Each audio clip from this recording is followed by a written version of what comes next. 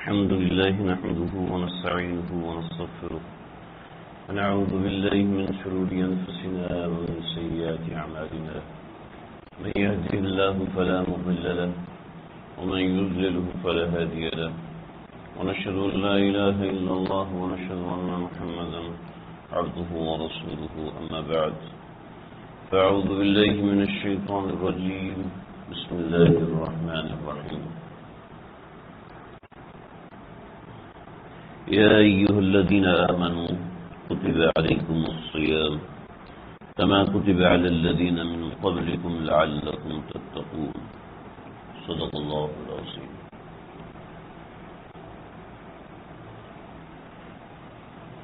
مسلمان اور کافر میں ایک بہت بڑا فرق ہوتا ہے. یہ نہیں کہ صرف عقیدہ تبدیل ہے، بنیادی طور پہ بہت بڑا فرق ہے.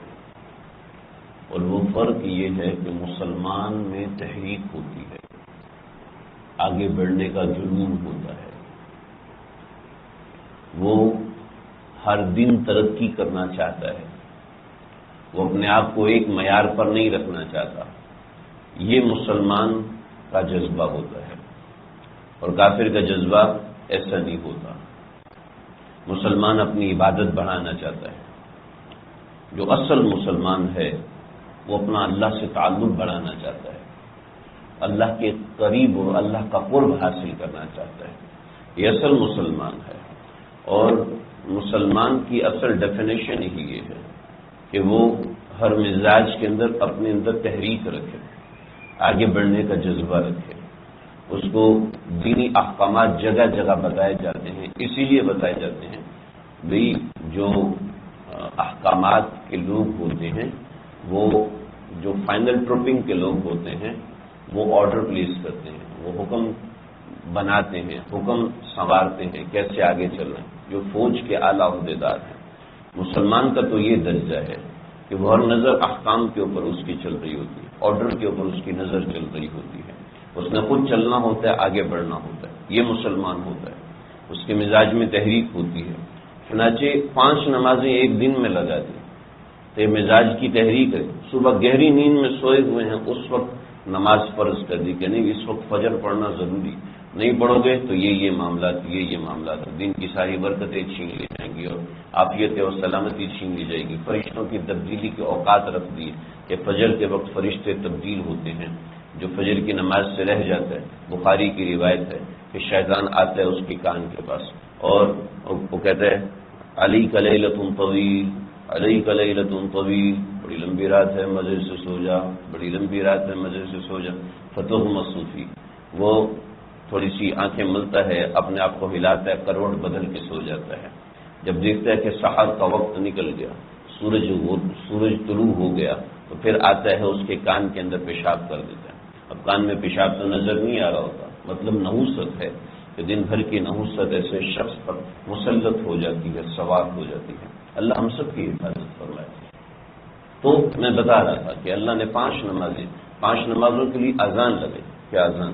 کہ اذان ہوگی. حج کے لیے اذان نہیں ہوتی ہے، روزے کے لیے اذان نہیں ہوتی، نماز کے لیے اذان ہو رہی ہے. باقاعدہ تحریک پیدا کی جا رہی ہے. مسلم امہ میں تحریک پیدا ہونی چاہیے. کیا وجہ ہے کہ جمعے بھرے ہوئے ہوتے ہیں لیکن پھر بھی ہم پستی کا شکار ہیں؟ کیا وجہ ہے کہ رمضان میں روزہ کھولنے والوں کی ایک کثیر تعداد ہوتی ہے لیکن اس کے باوجود معاشی پستی کا ہم لوگ شکار ہیں؟ اللہ نے وعدہ کیا معیشت میں درست کر دوں گا روزے دار کی، لیکن کیا روزے کے اندر معیشت پست سے پست ہوتی جا رہی ہے. وجہ اس کی ہے کہ روزہ نہیں ہے. روزہ تو بس ایک روزے کی شکل ہے. کھانے پینے سے رک جانے کا نام روزہ نہیں ہے، یہ صرف روزے کی شکل ہے. روزہ تو ایک تحریک بنانے کے لیے آیا تھا. تم بھوکے رہتے ہو، تمہیں پتہ چلے کہ بھوک کیا ہوتی ہے، تمہیں سمجھ میں آئے کہ پیاس کیا ہوتی ہے، تمہارے اندر ایک تحریک جاگے. لیکن جب ایمان والا غفلت میں مبتلا ہو جاتا ہے تو پھر کوئی اس کو نہیں بچا سکتا. پھر تو آباد ہو تمہارے ہی مگر تم کیا ہو، ہاتھ پر ہاتھ دھرے منتظر فردا ہو. اقبال بھی یہی کہہ کر کے کہ جتنے بھی محرکین ہیں جنہوں نے قوموں کو تحریک دی، انہوں نے یہی کیا کہ جذبات کو ابھارا ہے. اللہ رب العزت نے رمضان میں ہمارے جذبات کو ابھارا ہے کہ رمضان میں تمہارے ساتھ کرتا کیا ہوں. تمہارے ساتھ وہ چیز کرتا ہوں جو کہ عام دنوں میں ہو نہیں سکتی۔ چنانچہ آپ علیہ الصلوۃ والسلام، میں آج ایک حدیث اس کے حوالے سے پیش کروں گا، بہت سی چیزیں ہیں لیکن ایک حدیث سناؤں گا جس حدیث میں آپ علیہ الصلوۃ والسلام نے اپنی امت کی 5 تحریکیں جگائی ہیں کہ دیکھو 5 طریقے سے میں تمہیں کہہ رہا ہوں کہ اٹھو اور اپنے اندر کا مسلمان بیدار کرو، کہ صرف روزے کا مقصد بھوکا پیاسا رہنا، تراویح اور مسجد آباد کرنا، یہ روزے کا مقصد نہیں ہے، یہ مقصد نہیں ہے۔ روزے کا مقصد یہ ہے کہ انسان کے قلب میں ایک تحریک پیدا ہو جائے کہ میں نے اپنے اللہ کو راضی کرنا ہے۔ دوستو، میں اپنے آپ سے بھی کہہ رہا ہوں اور آپ سے بھی کہہ رہا ہوں کہ آنکھیں بند کر کے کچھ دیر کسی وقت میں تصور کیا کریں۔ رمضان میں تو انسان کو موقع ملتا ہے کہ قلب زیادہ بیدار ہوتا ہے، جذبات زیادہ برانگیختہ ہوتے ہیں، انسان موٹیویٹ ہوتا ہے رمضان کے اندر۔ کچھ دیر آنکھیں بند کر کے اپنی زندگی کو تصور میں لے کر آئیں اور یہ سوچیں۔ لیکن میں ایسی بات کروں جو کوئی بھی غلط نہیں کہہ سکتا، کوئی بھی اس سے ایسا نہیں ہے کہ جو اس سے اتفاق نہیں کرے گا، لیکن کرنے کا کام ہے۔ آنکھیں بند کر کے کچھ دیر سوچیں، کیا میرا اللہ مجھ سے راضی ہے؟ میرے جو اعمال ہے، میری جو نماز ہے، میری جو تلاوت ہے، میرا جو روزہ ہے، کیا میں نے اپنے اللہ کو راضی کیا ہے؟ میں اپنے اللہ کو راضی کر سکا ہوں؟ سارے اعمال اسی پہ گھوم رہے ہیں کہ میں نے اللہ کو راضی کرنا ہے۔ لیکن انسان کے مزاج میں جو ایک بنیادی چیز ہے غفلت، یہ غفلت روزے کو روزہ نہیں ہونے دیتی، یہ غفلت نماز کو نماز نہیں ہونے دیتی، یہ غفلت حج کو حج نہیں ہونے دیتی، یہ غفلت عمرے کو عمرہ نہیں ہونے دیتی۔ ایک نوجوان میرے پاس ہے، مولوی صاحب عمرہ کر کے زندگی بدل گئی، اور اب آپ دیکھیں گے کہ میں کس طریقے سے نمازوں کی پابندی کروں گا اور کس طریقے سے۔ میں نے کہا بھائی ان چیزوں پہ مت جاؤ، اپنی اصلاح کراؤ کہ تم نماز چھوڑنے کا مرض ہے، اس سے بچنا کیسے ہے؟ نماز کن وجوہات کی بنیاد پہ چھوٹتی ہے؟ یہ کچھ امراض ہیں، ان امراض کا علاج کرو۔ رات کو دیر سے سوتے ہیں، یہ ایک مرض ہے۔ نماز کی اہمیت کا پتہ نہیں، یہ بھی ایک مرض ہے۔ نماز کا شوق نہیں، یہ بھی ایک مرض ہے۔ تو یہ ان امراض کا علاج کرو۔ نہیں سب ہو گیا، الحمدللہ اللہ کا گھر دیکھ کر آیا ہوں، سب ہو گیا۔ اب یقین کیجئے 3 دن کے بعد نہیں مسجد کی شکل دیکھی، 3 دن دیکھا اور اس کے بعد گئے۔ جب تک انسان کے مزاج سے غفلت نہیں نکلتی ہے تو رمضان بھی مجھے آپ کو تبدیل نہیں کر سکتا، حج بھی مجھے آپ کو تبدیل نہیں کر سکتا۔ اپنے اندر کی غفلت نکالنے کے لیے، اور غفلت کیا ہے؟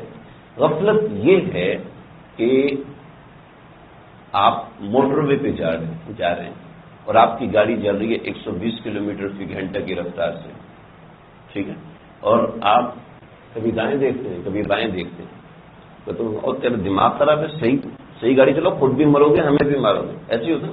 اس کو کہتے ہیں غفلت۔ ایک کام کر رہے ہیں اس پر دھیان نہیں، اس کا نام غفلت ہے۔ میں روزہ رکھ رہا ہوں لیکن میں نے روزہ کیوں رکھا ہے اس کا دھیان نہیں، تو مطلب غفلت ہے۔ میں نماز پڑھ رہا ہوں اور مجھے پتہ ہی نہیں ہے کہ ان الساجد یسجد بین قدمی الرحمن، میں تو اللہ کے قدموں میں سر رکھ رہا ہوں، مجھے پتہ ہی نہیں۔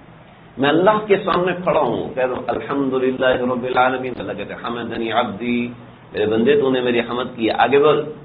بندہ کہتا ہے الرحمن الرحیم، اے اللہ تو رحمان ہے تو رحیم ہے، اللہ کہتے ہیں تو نے سچ کہا، بالکل سچ کہا۔ آگے کیا کہتے ہیں؟ ایاک نعبد مالک یوم الدین، آپ ہمارے مالک ہیں، یوم الدین کے مالک ہیں۔ اچھا کیا چاہیے یوم الدین؟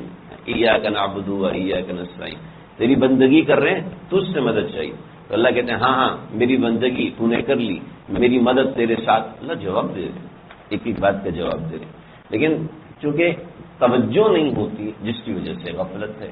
توجہ کا مطلب یہ نہیں کہ مجھے ترجمہ آتا ہو، توجہ کا مطلب یہ ہے کہ دھیان ہو کہ میں کھڑا کس کے سامنے۔ اور کچھ لوگ پریشان ہو جاتے ہیں ہمیں تو ترجمہ نہیں آتا، مطلب نہیں پتا، تو ہمیں دھیان کیسے ہوگا؟ یہ دھیان تو رکھ سکتے ہیں نا، میں اللہ کے سامنے کھڑا ہوں۔ تو میں نے ایک مثال دی ہے۔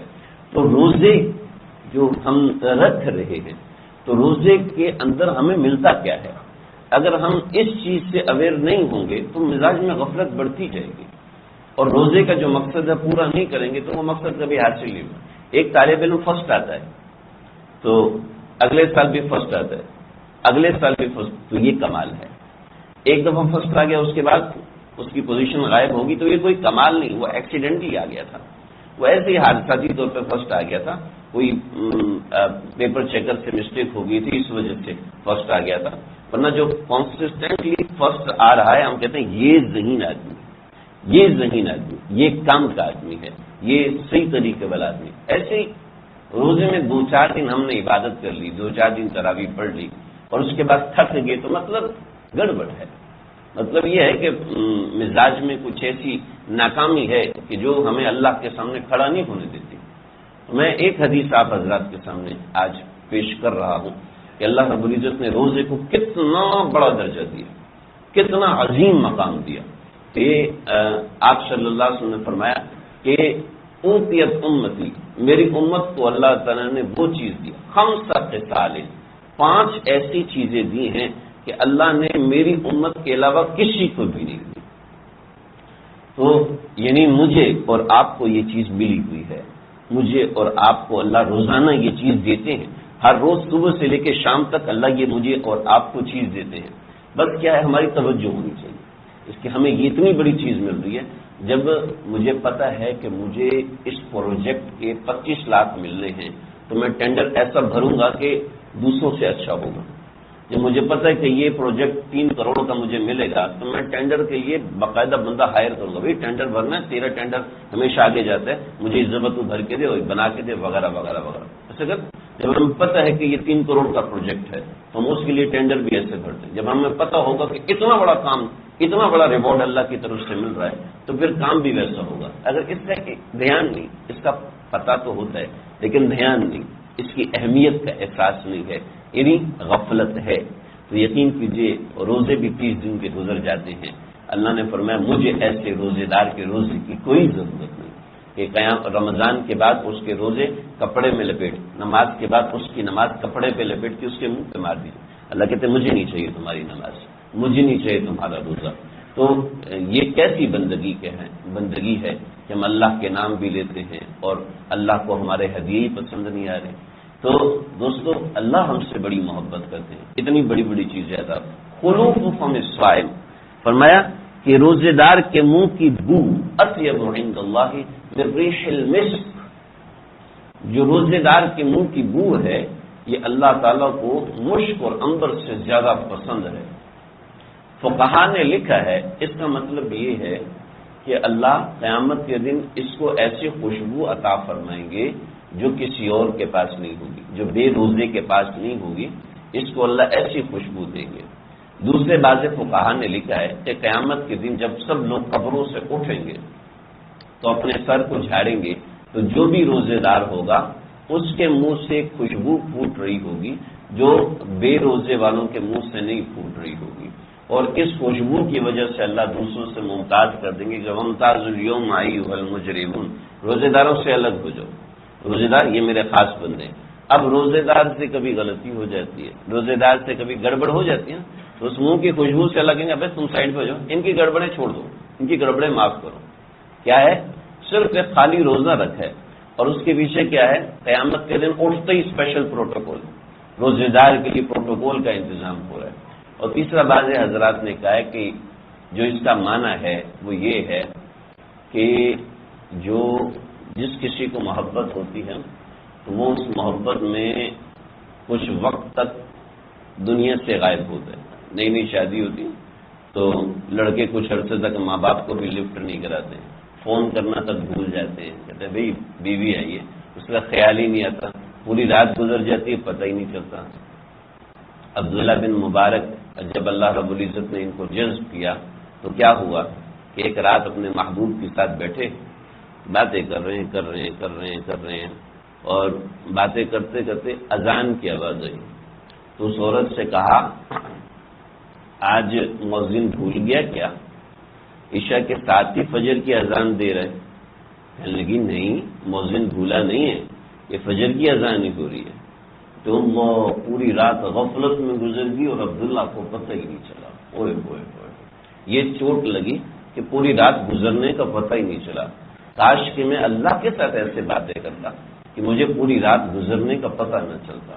پھر عبداللہ بن مبارک وہی عبداللہ بن مبارک تھے کہ فجر کے بعد کھڑے ہوتے تھے اور عشاء کے بعد کھڑے ہوتے تھے اور فجر تک گزرنے کا پتہ ہی نہیں چلتا تھا کہ کیسے گزر جاتی تھی۔ تو یہ محبت کا باب ہے کہ جس سے محبت ہوتی ہے اس کی خوشبو جیسی دنیا کی کوئی خوشبو نہیں لگتی، اس کی آواز جیسی دنیا کی کوئی آواز نہیں لگتی، اس کی شکل جیسی دنیا کی کوئی شکل نہیں لگتی۔ ایسے اللہ کہہ رہے ہیں اتنی بڑی بات کہہ رہے ہیں، جب تم روزہ رکھتے ہو نا تو تمہارے منہ کی بو مجھے مشک اور عنبر سے زیادہ پسند ہے۔ کوئی تصور کر سکتا ہے اس کا تخیل کیا ہوگا؟ تو کتنی بڑی بات اللہ فرمائے کہ اللہ اپنے بندے پہ ایسے عاشق ہو جاتا، صبح سے شام تک بھوکا رہا، بس اتنی سی بات کے اوپر اتنا بڑا اجر مل رہا ہے۔ تو سوچیں کہ روزہ کتنی بڑی طاقت ہوگی کہ اس سے کیا کیا چیز مل جاتی کہ اللہ رب العزت بندے سے محبت کرنے لگتے ہیں، اللہ رب العزت بندے سے تعلق رکھنے لگتے ہیں۔ اور ایسی محبت، ایسی عام محبت تو کسی کو نہیں ہوتی، یہ تو کوئی خاص دیوانے ہوتے ہیں جن کو ایسی محبت ہوتی ہے تو ان کو دوسری شکلیں بھی ویران لگنے لگتی ہیں، دوسری خوشبوئیں بدبو لگنے لگتی ہیں، اور اللہ کے ہاں مشک اور عنبر روزے دار کی بو سے زیادہ، روزے دار کی بو سے پیچھے رہ جاتے ہیں مشک اور عنبر۔ اتنا سا مشک $15,000 کا آتا ہے، اتنا سا مشک، اور اللہ رب العزت کیسی محبت فرما رہے ہیں، اللہ اکبر۔ تو یہ اللہ نے مجھے آپ کو انعام دیا ہے، اس انعام کی بس اتنی سی بات ہے، اس کے پیچھے بہت سی چیزیں ہیں کہ روزے دار اللہ سے غافل نہ ہو، اس کو پتہ ہو کہ میرے منہ سے جو بدبو آتی، جو یہ بھوک کی وجہ سے بدبو، ایسے نہیں کوئی دانت ہی صاف نہ کرے جی کل سے برش کرنا بند، کل سے مسواک کرنا بند، یہ مطلب نہیں ہے جی۔ فقہا نے لکھا ہے کہ مسواک کرنا تو ہر نماز میں مستحب ہے، چاہے گیلی مسواک ہو چاہے خشک مسواک ہو، مسواک تو وضو میں کی جائے گی، مسواک منع نہیں ہے، لیکن یہ بھوک کی وجہ سے۔ اور اب یہ بھی ہم لوگ دیکھ لیں ہمارے منہ سے کون سے صبح سے اتنا کھایا ہوتا ہے کہ وہ مغرب تک چلتا ہے، اور مغرب پہ اتنا کھاتے ہیں کہ تراویح بھی گول ہو جاتی، تراویح میں بھی نیند آنے لگتی ہے۔ تو ایسا بھی نہ ہو، روزہ ہو، ایسا نہیں صرف بھوکا پیاسا رہ لے، اس روزے کا کوئی فائدہ نہیں، اس سے اللہ کی محبت اور رشق کہاں سے ملنے لگا؟ تو یہ سب سے پہلی بات کہ خلوف بن الصائم، کہ خلوف فم الصائم، کہ روزے دار کے منہ کی بو اللہ کو کتنی پسند ہے، اور اس کا تخیل آپ کریں، اس کو ذرا سمجھیں، سمجھنے کی کوشش، امیجنیشن کریں کہ اللہ پسند کر رہے ہیں۔ ہم چاہتے ہیں اللہ کو خوش کرنا، اور یہاں اللہ تعالیٰ اپنے بندے سے محبت ایسی کر رہے ہیں، اوہ سبحان اللہ، ایک روزے کا اجر کتنی بڑی بات ہے۔ اس سے آگے فرمایا کہ وَتَسْتَغْفِرُ لَهُمُ الْمَلَائِكَةُ، ایک روایت میں ہے کہ فرشتے اس کے لیے دعا کرتے ہیں حتی یفطروا، یہاں تک کہ روزہ افطار ہو جاتا ہے، اور ایک روایت میں ہے تستغفر لہ حیتان، سمندر کی مچھلیاں اس کے لیے دعا کرتی ہیں۔ سمندر کی مچھلیوں کی قسمیں آج تک کوئی گن نہیں سکا، تعداد تو بعد کی بات ہے نا، ایک مچھلی اوسطاً ایک سال میں 90,000 انڈا دیتی ہے، 90,000 انڈا۔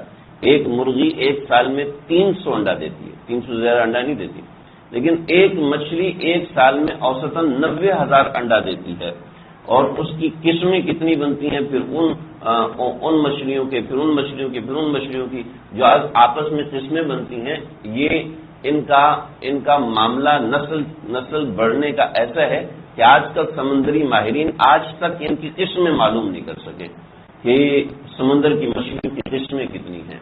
ایک طرف فرشتے دعا کرتے ہیں اور ایک طرف مچھلیاں دعا کرتی ہیں، ان دونوں میں ربط کیا ہے؟ حضرت شیخ الحدیث رحمۃ اللہ علیہ فرماتے تھے کہ بات یہ ہے کہ جب اللہ تعالیٰ اپنے بندے سے محبت فرماتے ہیں تو حضرت جبریل کو خلوت میں بلاتے ہیں اور کہتے ہیں ارے وہ ابلاغ عامہ سوسائٹی میں وہ بندہ رہتا ہے نا اس گھر کے اندر، میں اس سے محبت کرتا ہوں، تم فرشتوں میں اعلان کرو کہ تم سب بھی اس بندے سے محبت کرو۔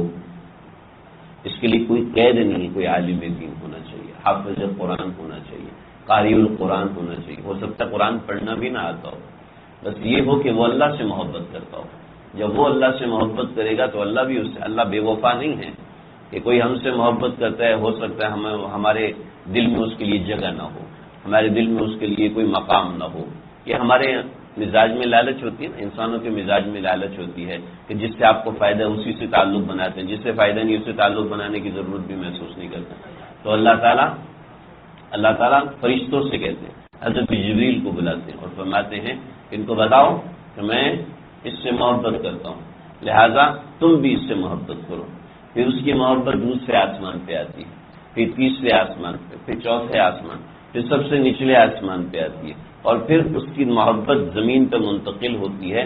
اہل دنیا میں جو سعید لوگ ہوتے ہیں، نیک لوگ ہوتے ہیں، وہ اس سے محبت کرتے ہیں۔ پھر اس کی محبت جانوروں میں منتقل ہوتی ہے، یہاں تک کہ سمندر کی مچھلیوں تک میں منتقل ہوتی ہے۔ اور روزے دار کو کیا کیا؟ روزے دار کو ایک شارٹ کٹ دیا کہ تم روزہ رکھو، آسمانوں کی مخلوق، زمینوں کی مخلوق، اور زمین کیا سمندروں کی مخلوق بھی تم سے محبت کرے گی، تمہارے لیے اللہ سے معافی مانگے گی۔ ایک روزہ رکھا اور ایک روزے کے اوپر اتنا عظیم اجر، اتنا بڑا اجر، تو آپ خود تصور کیجئے، آپ خود سمجھیے کہ ہم جو صبح سے شام تک روزہ رکھ رہے ہیں یہ کتنا بڑا عمل ہے اللہ کے نزدیک۔ اتنا بڑا عمل ہونے کے باوجود بھی انسان غافل ہے، تو کیا وجہ ہے؟ کیا وجہ ہے؟ کوئی ایسی بات ہے کہ جو یا ایھا الانسان ما غرک بربک الکریم، اے اللہ کے بندے، اے انسان، کس چیز نے تجھے اللہ سے غافل کیا؟ کسی گناہ کی چاٹ نے غافل کیا ہے، کسی حرام پیسے نے غافل کیا ہے، کسی شکل و صورت نے غافل کی ہے، کسی خوبصورت آواز نے غافل کیا ہے، یا کسی خوبصورت رنگ نے غافل کیا ہے۔ ارے کس نے تجھے تیرے پروردگار سے غافل کیا ہے؟ تو یہ دیکھو جی، ایک روزے کے اوپر اللہ کتنا انعام دے رہے ہیں کہ اپنی ساری مخلوق کو میرے آپ کے پیچھے لگا دیا، اور ہر بندے کے پیچھے انفرادی لگا دیا۔ اس کے باوجود اگر ہم نا قدری کریں تو دوستو یہ کیسے غلط بات؟ یہ تو بے وفائی ہے، اور بے وفائی تو کسی انسان کو پسند نہیں، چاہے وہ خود بے وفا ہو، اس کو بے وفائی پسند نہیں ہے۔ پھر اللہ فرماتے ہیں اتنی سی بات نہیں ہے، اس سے اوپر آؤ، یہ تو زمین آسمان ہے، اس سے اوپر آؤ۔ کیا ہے؟ کہ یزین لہ الجنہ، یزین لہ جنتہ، اللہ اس کی جنت کو پورا سال ہر دن مزین کرتے ہیں، اور پھر جنت میں اعلان کرتے ہیں، اے جنت تجھے مزین کر رہا ہوں کہ کبھی میرا بندہ دنیا کی تکلیفیں اپنے اوپر سے پھینک کے تیرے اندر آئے گا تو اس کو راحت ہو۔ جنت اس بندے کے لیے مزین کی جاتی ہے کہ جو روزے سے ہے اور اللہ کو یاد رکھے ہوئے ہے۔ پھر اس کے بعد فرمایا کہ اللہ رب العزت اس کے اندر یصفد الشیاطین، اللہ اس میں شیاطین کو قید کر دیتے ہیں، شیاطین کو قید کر دیتے ہیں کہ انسان کے گناہ کرنے کی صلاحیت کم ہو جاتی ہے۔ لیکن ہم تو دیکھتے ہیں رمضان میں بھی گناہ ہو رہے ہوتے ہیں، رمضان میں گناہ کرنے کی صلاحیت کم ہو جاتی ہے۔ ایک مزاج ہے آدمی کا، اگر کوئی شخص ایک قسم کا گناہ کرتا ہے، بطور مثال شراب پیتا ہے، تو اس سے کہا جائے کہ تم خنزیر کھاؤ، تو اس کو نہیں یہ نہیں کرنا، یہ تو ہے شراب پینا بھی گناہ کبیرہ۔ اس سے کہا جائے ٹھیک ہے تم شراب تو پی دو، چلو قتل بھی کر دو، تو کہے گا نہ بھائی شراب تو اپنی حد تک ہے، قتل کیسے کروں؟ حالانکہ شراب بھی گناہ کبیرہ ہے، قتل بھی اسی درجے کا گناہ ہے، لیکن نہیں کرے گا۔ کیوں؟ ایک مزاج بناؤ، اب شراب تو پی رہا ہے، شراب پیتا جا رہا، لیکن کیا ہے؟ اب جیسی بدنظری کرنا گناہ ہے، ایسے جھوٹ بولنا بھی گناہ ہے، ایسے غیبت کرنا بھی گناہ ہے، لیکن بدنظری کرنے عادی ہو چکا ہے۔ جب عادی ہو چکا ہے تو اس کے کرنے میں کوئی پریشانی نہیں، چاہے رمضان ہے، چاہے حج میں بیٹھے، چاہے حرم میں بیٹھا ہوا ہے، اس میں کوئی اس کو مسئلہ نہیں ہوتا، لیکن اس نوعیت کا دوسرا گناہ اس میں رکاوٹ بنتی ہے۔ ایسے ہی جب انسان ایک گناہ کرتا ہے، حدیث میں آتا ہے اس کے دل کے اوپر سیاہ نقطہ لگ جاتا ہے، جب وہ توبہ کرتا ہے تو وہ نقطہ مٹا دیا جاتا ہے، لیکن اگر وہ توبہ کے بغیر دوبارہ گناہ کرتا ہے تو پھر دوبارہ گناہ، تو ایسا ہوتا ہے کہ اس کا دل سیاہ ہو جاتا ہے اور خیر کی توفیق اللہ سلب کر لیتے ہیں۔ اب وہ نیکی بھی کرتے تو لا ابالی، اللہ کہتے مجھے تیری نیکی کی کوئی پرواہ نہیں کہ تو مجھے ناراض بھی کرتے اور مجھے اس نوعیت کا کام بھی کرتا ہے، لیکن لا ابالی، مجھے اس کی پرواہ نہیں، مجھے اس کی کوئی پرواہ نہیں ہے۔ اللہ ہم سب کی اس کیفیت سے حفاظت فرمائے کہ گناہ رمضان کے روزے کو ایسے بھسم کر دیتے ہیں۔ بعض گناہ ایسے ہیں، آپ نے فرمایا کہ یہ نیکیوں کو ایسے تباہ کر دیتے ہیں جیسے آگ خشک گھاس کو تباہ کر دیتی ہے، جلا کے راکھ کر دیتی، ایسے۔ تو دوستو بعض گناہ ایسے ہیں جو مرتے وقت ایمان چھین لیتے ہیں، مرتے وقت دائرہ اسلام سے خارج کر دیتے ہیں۔ دوستو گناہوں کا عشق، گناہوں سے محبت رمضان کے روزے کو تباہ کر دیتی ہے۔ نماز چھوڑنا بھی گناہ ہے، بدنظری کرنا بھی گناہ ہے، برائیاں غیبت کرنا بھی گناہ ہے، اور یہ گناہ اتنے بڑھتے جا رہے ہیں کہ باقاعدہ بحث کر کے بتانا پڑتا ہے کہ یہ چیز گناہ ہے۔ بھائی مان لو یہ چیز گناہ ہے، اللہ نے قرآن میں فرمایا ہے، حدیث میں فرمایا یہ چیز گناہ ہے، لیکن ہم اس کو گناہ سمجھنے کو تیار نہیں ہیں۔ لیکن ایک مسئلہ آپ کو بتا دوں، ابتدا سے آپ علیہ الصلوۃ والسلام کے زمانے سے لے کے آج تک ایک مسئلہ ہے جس کا کوئی انکار نہیں کرتا، کوئی انکار نہیں کرتا۔ جو گناہ کو حلال سمجھ لے، جو حرام کو حلال سمجھے، حرام کو حلال سمجھے، ایسا شخص دائرہ اسلام سے خارج ہو جاتا ہے۔ یہ مسئلہ کوئی اختلافی نہیں، سب جانتے ہیں۔ اور گناہ اگر سرزد ہو رہا ہے تو اس کو گناہ سمجھ کے کرے۔ ہاں بھائی میں گنہگار آدمی ہوں، مجھ سے نماز چھوٹ جاتی ہے، میں گنہگار آدمی ہوں، غلطی ہو جاتی ہے، ٹھیک، گناہ کو گناہ سمجھے تو صحیح، ایٹ لیسٹ گناہ سمجھے۔ جب گناہ کو گناہ سمجھے گا تو چھوڑنے کی توفیق ہوگی، جب گناہ کو ثواب سمجھے گا تو کہاں سے چھوڑنے کی توفیق ہوگی۔ اور آخری ہے کہ اس رمضان کے آخر میں اللہ تعالیٰ تمام امت کی مغفرت فرما دیتے ہیں۔ ہاں چند لوگ جو گناہ کبیرہ سے باز نہیں آتے ان کی مغفرت نہیں ہوتی۔ تو یہ سارے فضائل ہیں روزے کے، اور یہ ساری وہ چیزیں ہیں جو اللہ ہمیں دینا چاہتے ہیں پلیٹ میں رکھ کے کہ لو لو، پلیٹ میں رکھ کے تو بات اوپر الٹا رہے ہیں کہ لو لو لو، ان چیزوں کو حاصل کرو، لیکن گناہوں کی چھتری ایسی ہے جو ان چیزوں کو آنے نہیں دیتی، ان کو قریب آنے نہیں دیتی۔ اس گناہوں کے باوجود اس کی برکات ہمیں محسوس ہوتی ہیں، لیکن کیا ہے کہ انسان ان برکات کو حاصل کرنے کی کوشش نہ کرے۔ اللہ تعالیٰ مجھے آپ ہم سب کو رمضان المبارک کی قدر کرنے کی توفیق عطا فرمائے۔ وآخر دعوانا الحمدللہ رب العالمین۔ سنتیں پڑھ لی۔